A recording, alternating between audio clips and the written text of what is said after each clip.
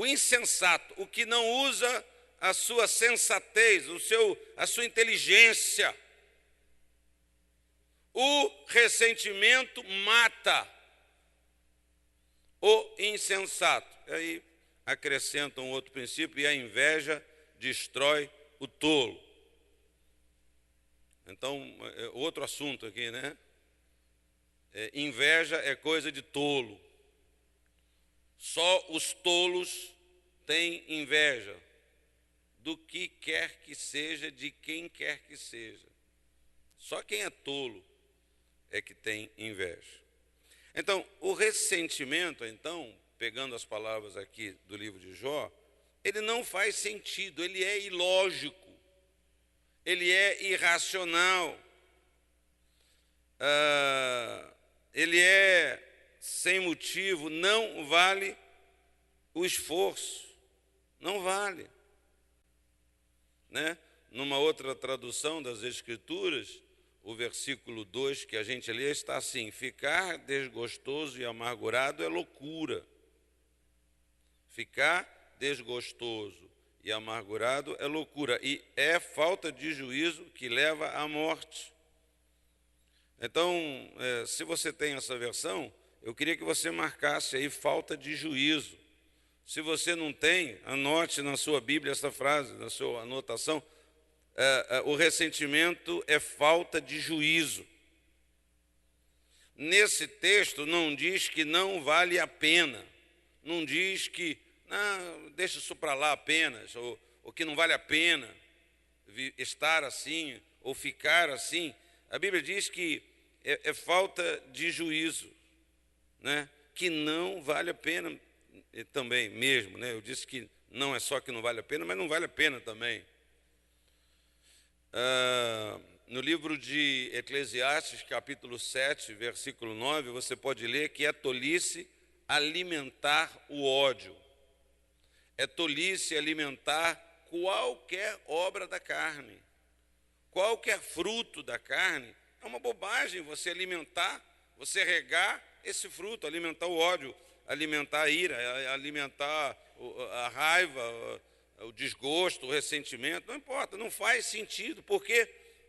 Porque você não pode mudar o passado. Por que não vale a pena eu ficar ressentido, magoado com algo que passou? Porque eu não posso mudar o que passou. Como diz aquele velho corinho, o que passou, já passou. Não tem uma música que diz assim, um corinho? O que passou, passou. E lamento para mim, lamento para você, lamento para todo mundo, a começar por mim mesmo, que não pode mudar. Não pode reverter. Por isso que ficar ressentido simplesmente não resolve, não apaga. Ah, mas o fulano falou. Ah, mas minha esposa falou, meu marido falou. Ele teve coragem de chegar para mim e falar que eu estava gorda. Você está? A gente é tolice, porque não dá para deletar. Não importa o quanto você se ressente pelo acontecido, isso não vai mudar o seu passado. Você não vai conseguir corrigir seu problema no presente, mesmo que você esteja muito ressentido pelo passado. Ah, mas foi muito duro. Eu entendo. Tem coisa que é muito difícil mesmo. Passar por certas coisas é terrível mesmo, mas você não vai conseguir mudar, corrigir o seu problema de hoje na base do ressentimento do passado. Não vai fazer você se sentir melhor. Ficar ressentido. E aí, como é que está? Dormiu bem? Ah, dormi, graças a Deus. Como é que você está? Ah, eu estou ótimo, estou cheio de ressentimento, Eu estou que é ressentimento puro de alegria. Ressentimento não faz você ficar assim, não faz você se sentir assim. Não faz. Como diz o texto, o ressentimento, na verdade, ele corrói, ele adoece, ele enfraquece. Ele pode chegar ao ponto de matar.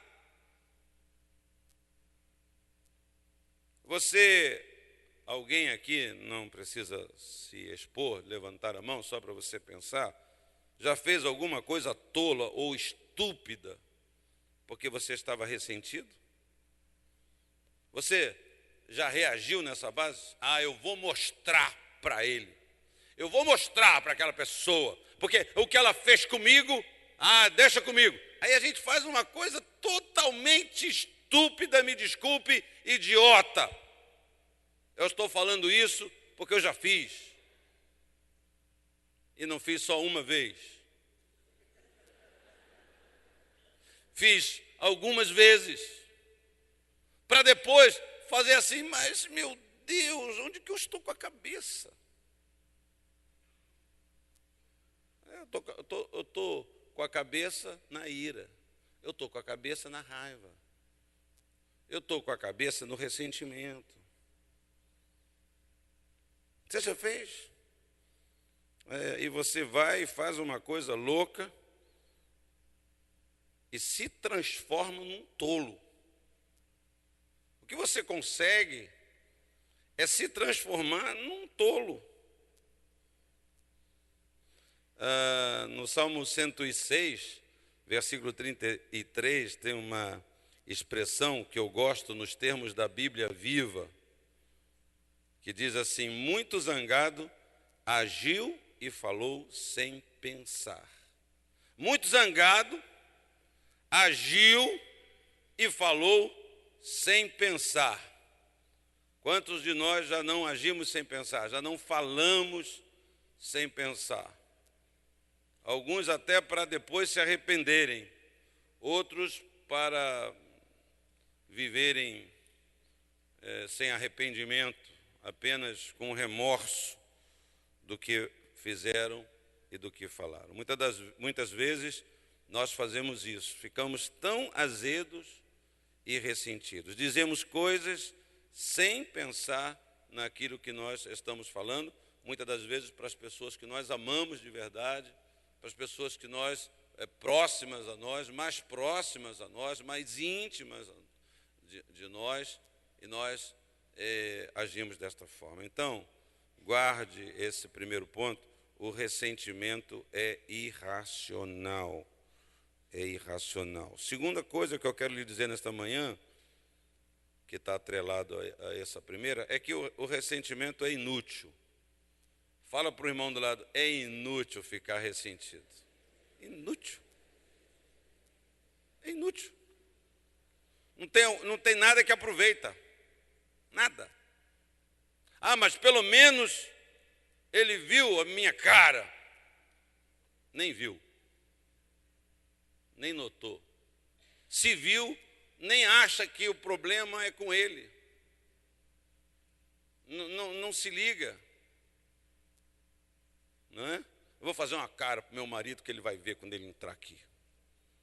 Aí ele chega tão tranquilo, fala: minha filha está com dor de barriga, está com alguma coisa, o que você tem, querida? Aí você fica com mais raiva, porque ele está gozando da minha cara, ele sabe que é com ele. E não adianta. É ferimento autoimposto. Sabe o que é? Já viu aqueles caras que acreditam que se ferir fisicamente faz dele mais espiritual? Aí o cara fica se cortando, fica nas costas, né, com um chicotinho lá de três perninhas, com uma bolinha de gude na ponta, com uma estrelinha de 5 pontas, todo sangrando. Senhor, eu vou esmagar minha carne. Ressentimento é esse ferimento autoimposto na alma, no coração, no sentimento. Você fica ali. Jó diz: com a sua raiva você está só se ferindo. Com o ressentimento você está só se ferindo. É o que diz a palavra de Deus. Quando você se ressente, sempre vai se machucar mais que os outros com quem você está ressentido.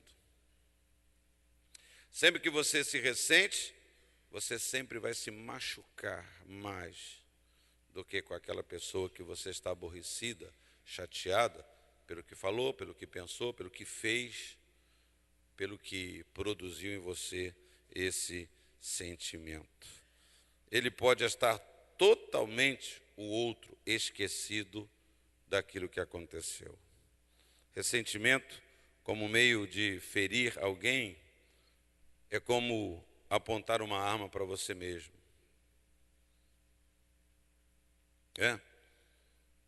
Ressentimento, você fez isso, você me feriu, você me machucou, eu estou com raiva de você, com a arma ameaçando a você mesmo, achando que você está ameaçando o outro.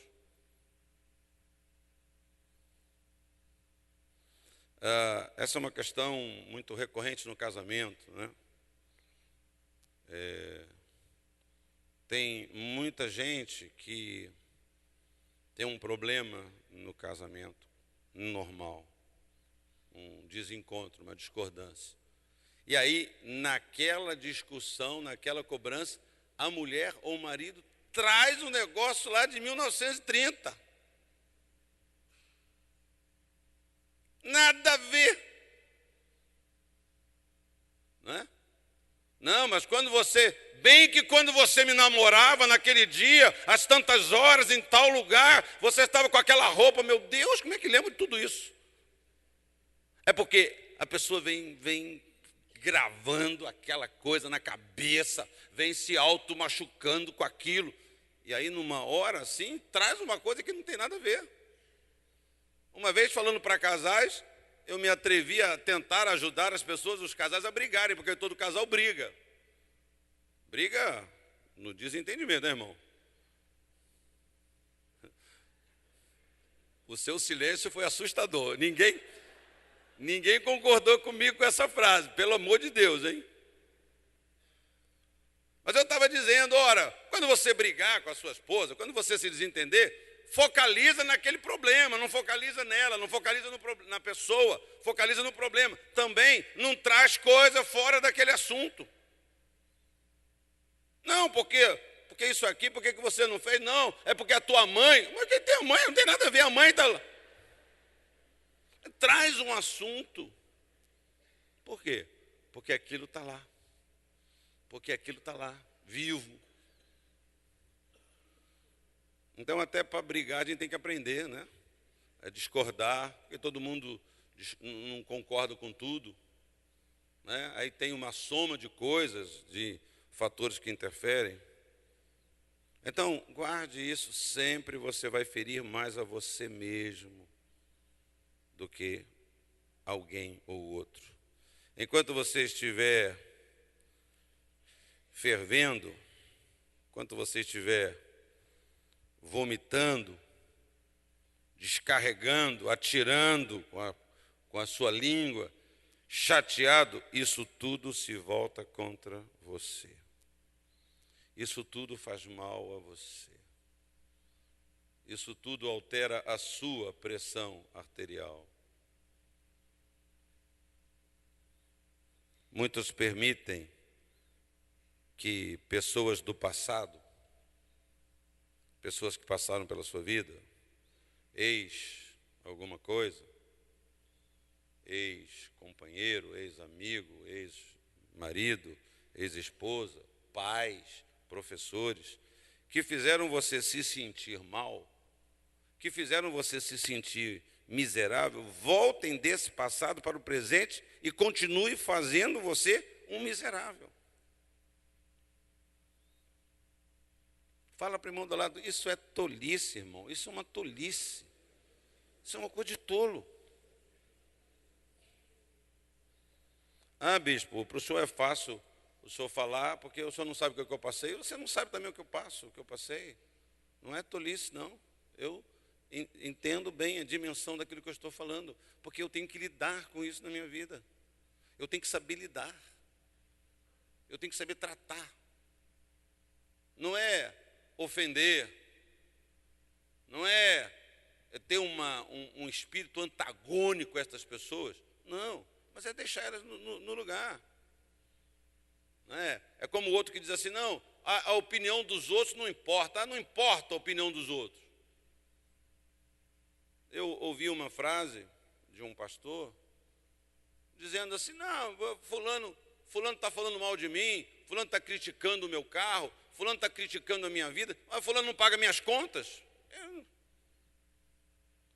Não é você ter um espírito de um jeito, né?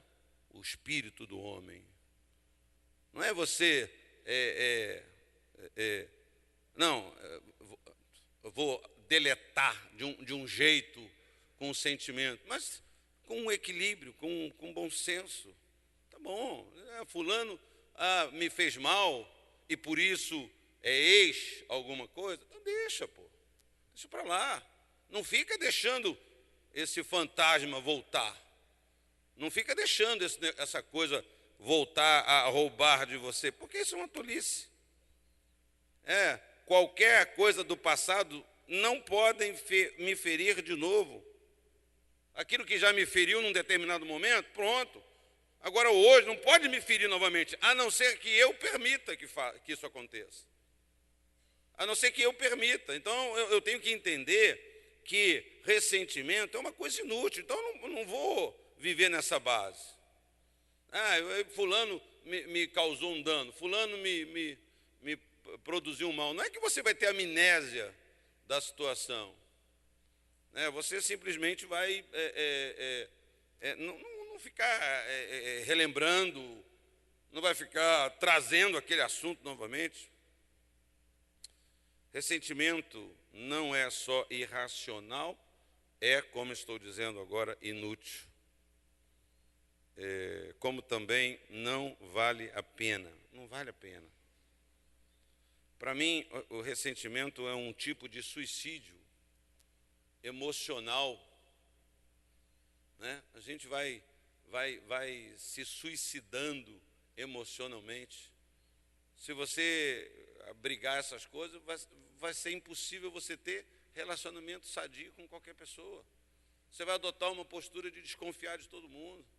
E esse agora? E agora? E o novo? E o próximo? E o futuro?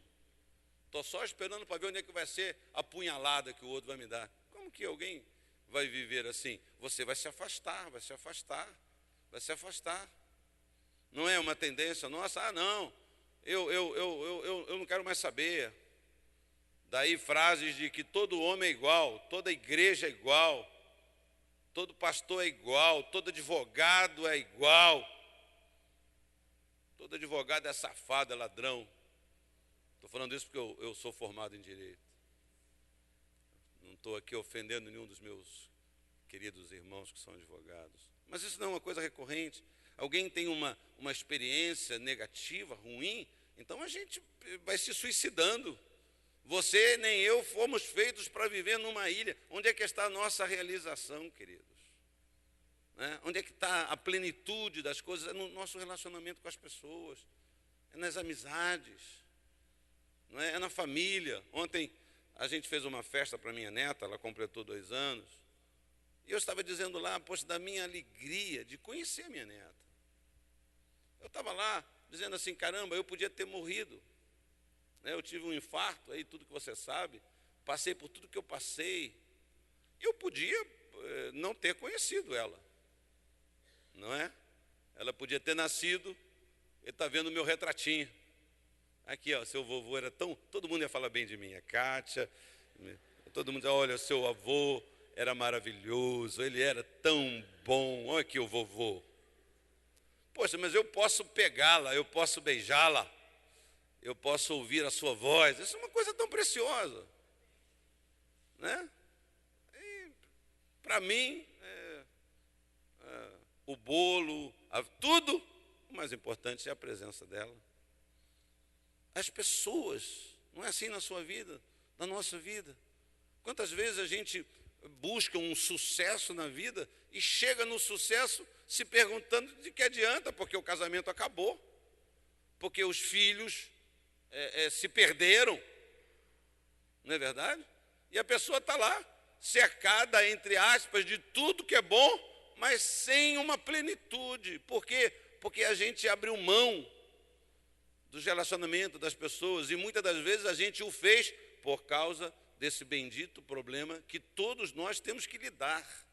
Todos nós temos que saber lidar. E uma maneira de lidar não é fugir, porque se a gente fugir, se a gente se afastar, se a gente se enclausurar, a gente vai estar cometendo esse tipo de suicídio emocional. Eu publiquei essa frase ontem, dizendo que o ressentimento é o inferno no coração. O ressentimento é o inferno no coração. As pessoas mais infelizes que eu conheço são aquelas cheias de ressentimento. Você conversa, você pergunta, está sempre se referindo àquela desgraça, está sempre se referindo àquela traição, àquele engano, àquela fraude, àquela rasteira que tomou, aquela punhalada, né, essas expressões, aquela punhalada pelas costas, porque a gente só toma punhalada pelas costas de quem a gente confia, de quem a gente não está prevenido, de quem a gente dá as costas, não num ato de desprezo, mas num ato de confiança, achando que aquela pessoa estando nas costas, ela vai te guardar, ela vai te proteger, que ela jamais vai te apunhalar, não é? Só se toma punhalada nas costas do inimigo numa guerra, quando o inimigo corta, vem por trás nas fileiras e consegue chegar perto. Então, são pessoas infelizes, são pessoas que só estendem, prolongam a sua dor. Custa muito caro uma pessoa ser assim. Custa muito caro uma pessoa ser ressentida, viver com ressentimento. Terceira coisa que eu quero lhe dizer sobre ressentimento nessa manhã é que o ressentimento atrai desgraça. Olha, por que você tem essa pedra aqui? Não, essa pedra eu tenho aqui para atrair bons fluidos. Por que você tem isso aqui? Ah, isso aqui atrai energia boa. As pessoas creem em tantas coisas, não é? Mas ouça, saiba, aprenda. Ressentimento atrai desgraça. Jó, capítulo 5, versículo 3, ele diz: eu mesmo já vi um insensato lançar raízes, mas de repente a sua casa foi amaldiçoada. Seus filhos longe estão de desfrutar segurança, Maltratados nos tribunais, não há quem os defenda. Os famintos devoram a sua colheita, tirando-a até do meio dos espinhos, e os sedentos sugam as suas riquezas. Ele está falando nesse contexto, né? Capítulo 5, versículo 2, ele fala dessa questão do ressentimento. E ele segue com essa palavra aqui, não é? Versículo 3, versículo 4, versículo 5. Talvez você possa ler de novo o versículo 3, o versículo 4, o versículo 5. Leia de novo aí na sua Bíblia, você está com a Bíblia aberta? Leia. Versículo capítulo 3, versículo 4, versículo 5.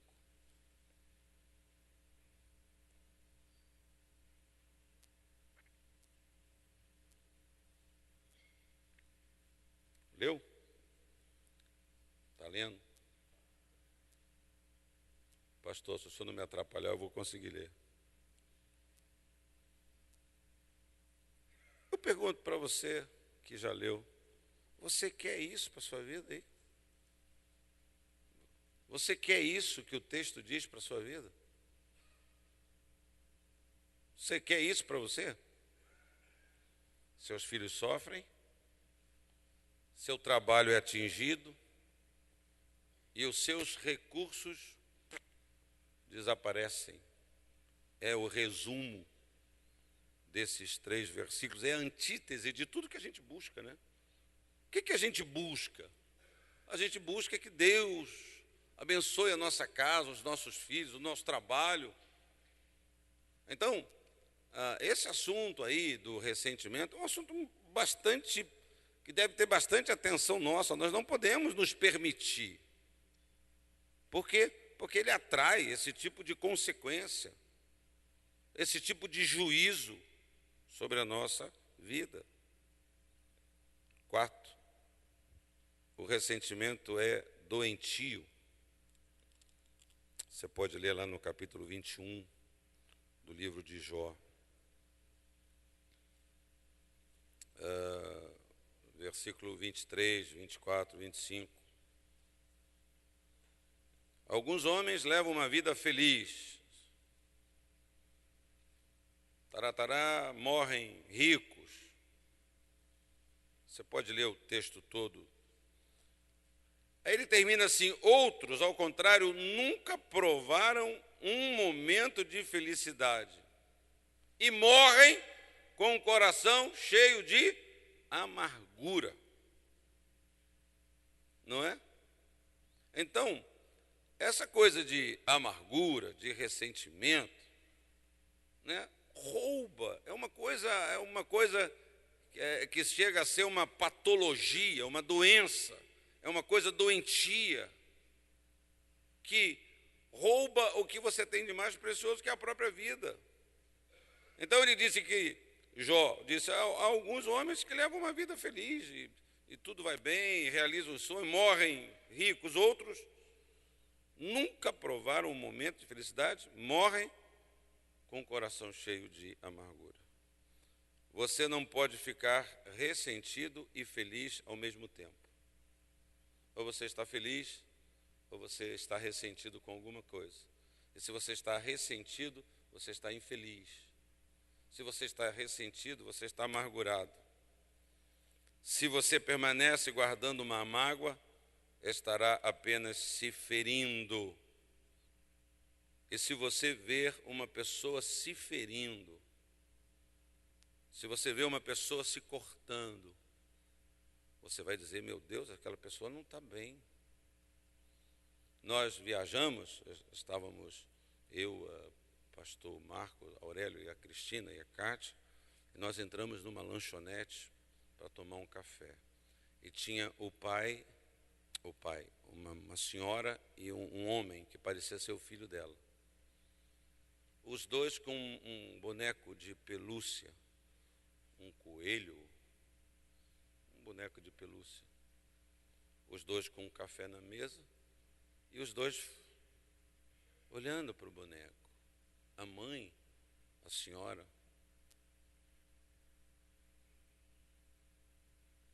caramba, não precisa ser espiritual, não precisa ser médico para dizer, paz,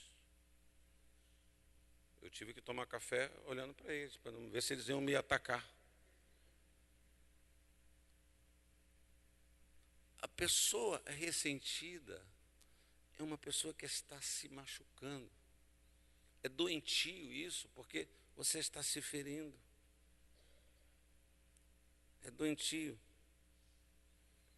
O que a gente diz para as pessoas? A gente fala para as pessoas que ela deve olhar, ter cuidado com aquilo que ela come. Não é? Olha o que você está comendo. Olha para a comida, vê se está tudo certo. Se não tem lá. Mas a questão não é o que você come, mas a questão é o que você está comendo, você que vai fazer,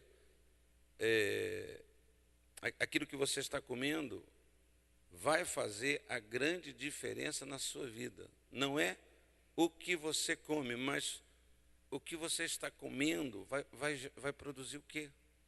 O fulano come um grande banquete. Talvez não esteja conseguindo falar como eu quero. A questão não é o que você está comendo. Você pode comer um grande banquete maravilhoso e aquilo fazer mal. e aquilo ter altos índices de gordura, de sei lá o que mais, não é? Mas a questão é aquilo que eu estou comendo, qual é a diferença que vai fazer na minha vida? Mas tu vai comer esse prato aí? Isso é folha e cru pois é, mas olha para a pessoa está com saúde, está com vigor, está com energia. Ah, olha, ó, que comida maravilhosa, mas você está sem força para levantar, está prostrado, está doente, está fraco, sobe uma escada, está cansado. Há uma grande relação entre a sua saúde física e a sua saúde espiritual, entre a sua constituição emocional e a sua constituição física. Há uma grande relação. Há uma relação entre doença e pecado. Nós sabemos, acho que sabemos. Eu não estou dizendo que toda doença é causada pelo pecado. Não é. Mas muitos problemas que você tem desenvolvido interiormente são resultantes de mágoas. Certos problemas que nós temos fisicamente são resultados de mágoas guardadas, de ressentimentos guardados. Você está comendo, mantendo uma coisa que está produzindo uma péssima qualidade de vida física, espiritual, vice-versa. Você não tem ideia do que está fazendo com você mesmo. Você não tem noção do mal, do grande mal que você está se fazendo ao guardar uma mágoa, ao abraçar um ressentimento. Isto sempre vai lhe ferir muito mais do que aos outros. Isto sempre vai arruinar os seus relacionamentos. Provérbios 17, 22 diz: o coração bem disposto é remédio eficiente, mas o espírito oprimido resseca os ossos. O espírito amargurado, ressentido, magoado, adoece os ossos. Você vai fazer o exame da osteoporose e o raio-x, não entendo como é que você está mal assim. É porque não há raio-x para o espírito, né? Não há raio-x para o sentimento, só se vê as consequências. O médico vai lá no médico, o médico te examina, vê você e fala assim: ó, você está com um problema aí, não é físico não. Mas ele faz essa avaliação pelo fruto que ele está vendo saindo da sua vida, da sua boca, da sua expressão, não é? Então, vai encolher você, vai deixar você num casulo. O seu casulo não vai virar uma borboleta. Você vai ficar lá, vai impedir de romper, de viver, vai impedir de você se transformar. Então, para o seu próprio bem, para a sua saúde, não guarde mágoas. Tome a decisão. Está uma filha minha aqui, lá de Minas, lá de Juiz de Fora, e quando eu fui pastor lá, na rua ao lado, abaixo, porque a igreja ficava numa rua alta, não fica. Tinha uma senhora que tinha um problema mental, ela guardava lixo na frente da sua casa, tinha uma montanha de coisas, plástico, copo, garrafa, lixo. Ela guardava aquilo tudo.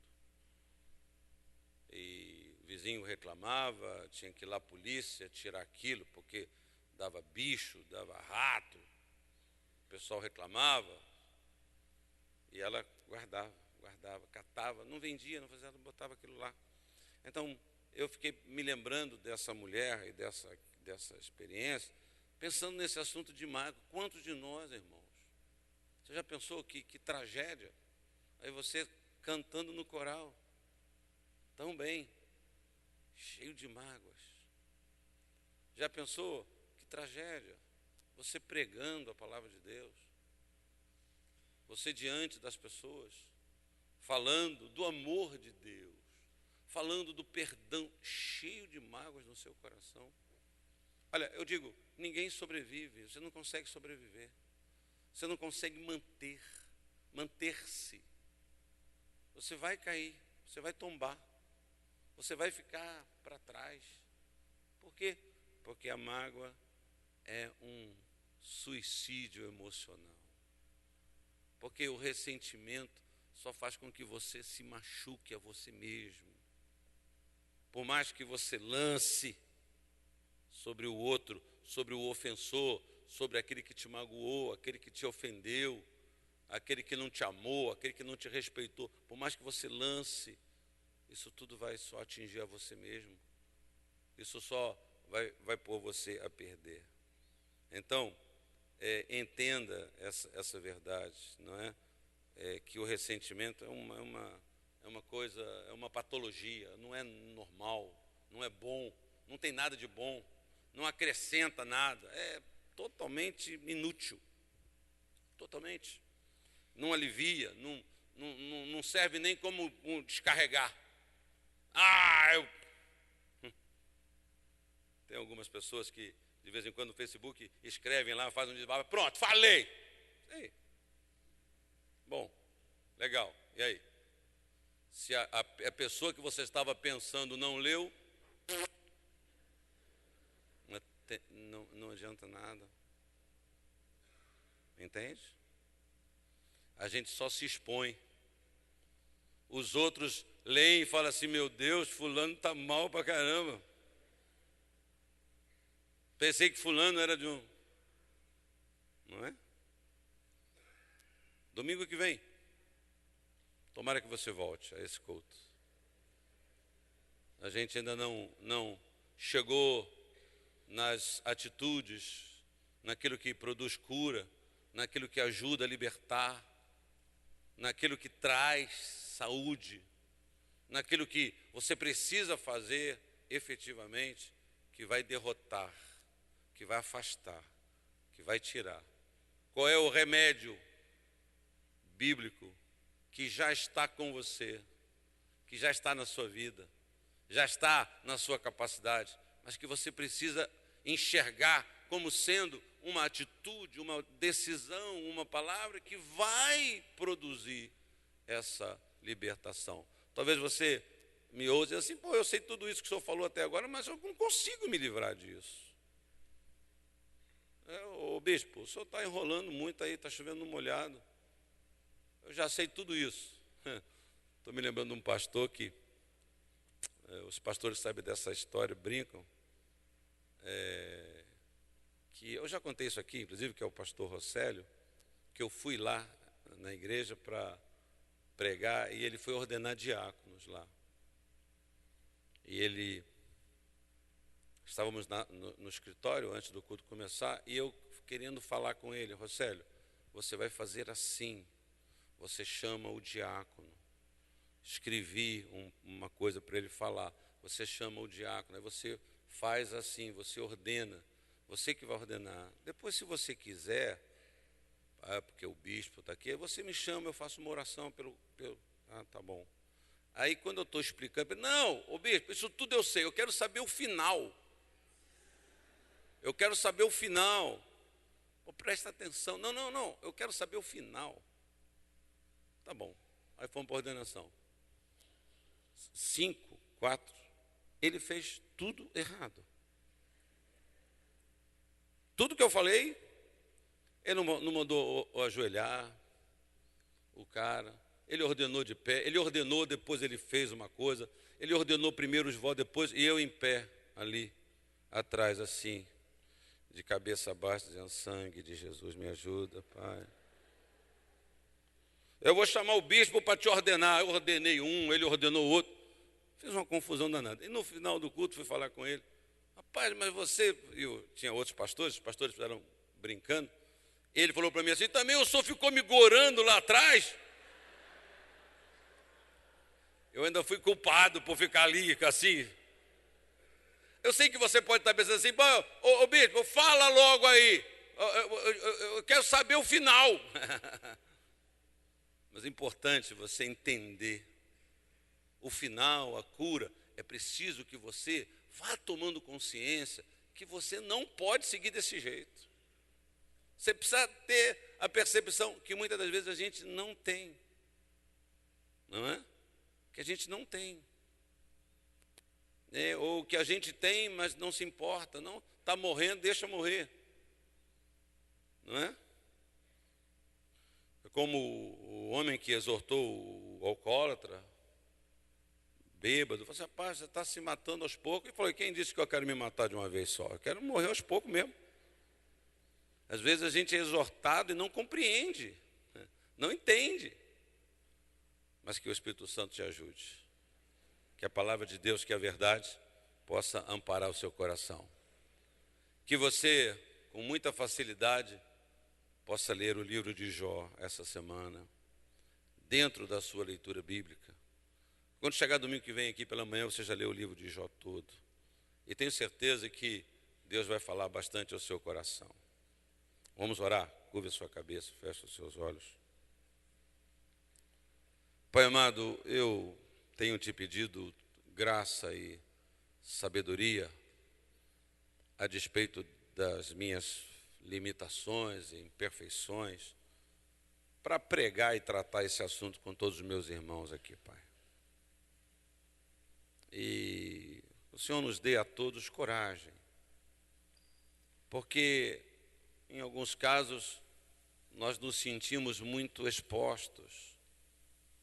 Tem pessoas que, quando esse assunto começa a ser falado e pregado, há pessoas que, por instinto humano, se fecham, se desviam, se absolvem, se colocam logo acima da questão. Logo dentro dos seus corações ela diz: não, eu não tenho ressentimento nenhum. Senhor, eu não quero nem pretendo mexer aqui, tocar em feridas. O que eu quero é ajudar o meu irmão a parar dele mesmo tocar nessas feridas. Dele mesmo ficar se ressentindo e se ressentindo. Tá bom, eu sei, eu entendo como é que foi difícil. Que fase terrível, que crise terrível. Eu sei que aqueles que estão aqui, que por razões que eu não saberia explicar, tiveram um casamento quebrado, rompido. Eu não vivi essa dor. Peço que o Senhor me guarde, me ajude a levar até o final os votos que eu fiz a Ti, a uma mulher. Mas já passou isso, já está no passado. Ajuda, Pai. Ajuda, porque alguns filhos teus aqui, embora completamente libertos, redimidos, ainda se permitem estas amarras. É eles que estão segurando, eles que estão retendo nas suas mãos essas cordas do passado. E sempre puxam e puxam para o presente. Ajuda, Pai, o meu irmão, a minha irmã. Trata. Eu tenho certeza, o Senhor está pronto para fazer coisas novas, maravilhosas, excelentes na vida de todos nós. O Senhor, hoje, como fez com aquele jovem rico, vem a cada um de nós dizendo: olha, deixa essas coisas e segue-me. Segue-me. Ajuda, Pai. Opera, Pai. Liberta desses fardos. Ajuda o meu irmão a pensar, a agir, a falar, a reagir de maneira que estas feridas, elas sejam cicatrizadas. Pai, em nome de Jesus, para que o meu irmão possa viver, ser, fazer, experimentar a liberdade e a libertação plena, Pai. E que tudo seja para a honra e glória do teu santo nome. E que todos digam amém. Vamos ficar de pé. Vamos cantar um hino antes de nós sairmos.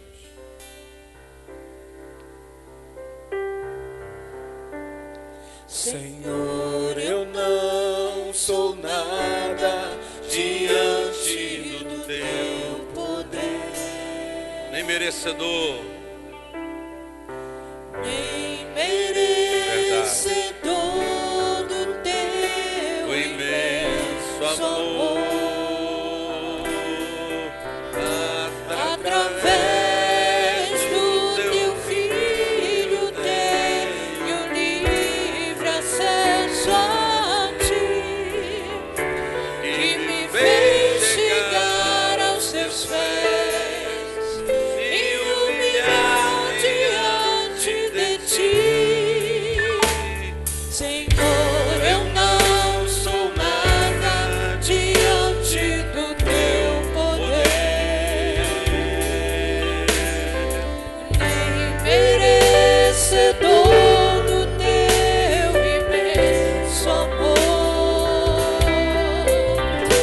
Através do teu Filho tenho livre acesso a ti, que me fez chegar aos teus pés E e humilhar. humilhar diante de ti. Deixa teu rio passar em minha vida, pra curar minhas feridas, sarar as minhas dores. Livra-me, ó Deus, das cadeias que me prendem. Em nome de Jesus. Toca em minha alma, faz em mim o teu querer. Deixa teu rio passar em minha vida, pra curar minhas feridas, sarar as minhas dores.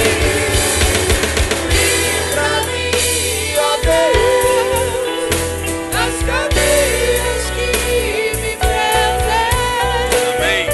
Toca em minha alma, faz em mim o teu querer, Senhor.